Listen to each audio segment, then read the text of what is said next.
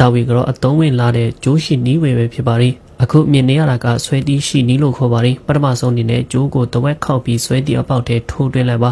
အဲ့ဒီနောက်ရှိမဲ့ကွင်းရဲ့အရွယ်အစားကိုညှိဖို့လိုအပ်ပါတယ်နောက်တော့ကျိုးစားနှစ်ဖက်ကိုကလန့်ဖြတ်ပြီးအပေါက်ထဲတစ်ဖက်ပြီးတစ်ဖက်ထိုးသွင်းဖို့လိုအပ်ပါတယ်နောက်ဆုံးမှာဆိုရင်အားနဲ့အသုံးပြုလိုက်ပြီးဆွဲလိုက်တာနဲ့အပီးတက်ချီလို့ရပါပြီဒီနီလန်ကရွှေဆိုင်ပိုင်ရှင်တွေတည်ရင်တော့မှပြောပြမှာမဟုတ်တဲ့ရှိနီးပဲဖြစ်ပါတယ်နောက်တနည်းကတော့ပင်လုံကွင်းရှိနီးလို့ခေါ်ပါတယ်ကျိုးကွင်းကိုညာဖက်စီဆွဲထုတ်ပြီးလက်နဲ့ဖွင့်ထားဖို့လိုအပ်ပါတယ်အဲ့ဒီနောက်ပင်လုံတီကိုအလဲကျ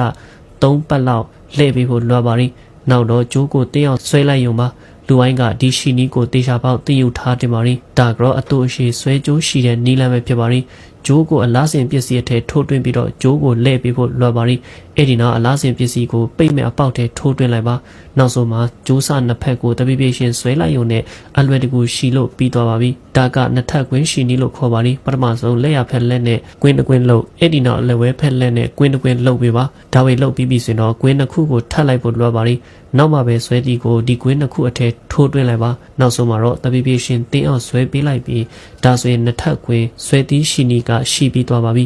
ခိုင်ခန့်တာအပြင်အရန်ကိုမှလည်းလာပါပါရီဒါကတော့ပတ်ရှိကွင်းရှိနီးလို့ခေါ်ပါရီဂျိုကိုအောက်ကနေအပေါ်စီထိုးသွင်းပြီးတော့ကျဲတီထဲထည့်လိုက်ရုံပါပြီးတော့အပေါ်ကနေပြန်လေထိုးသွင်းလိုက်ပါနောက်ဆုံးဂျိုကိုတပိပိရှင်ဆွဲတင်လိုက်မယ်ဆိုရင်ရရှိတော့မှာဖြစ်ပါရီဒါဟာအပေါက်တီကြက်ရှိခန့်ရှိနေပဲဖြစ်ပါရီလက်ရဖက်ဂျိုကိုလက်ဝဲဖက်ဂျိုရဲ့အပေါ်ကနေဖိပြီး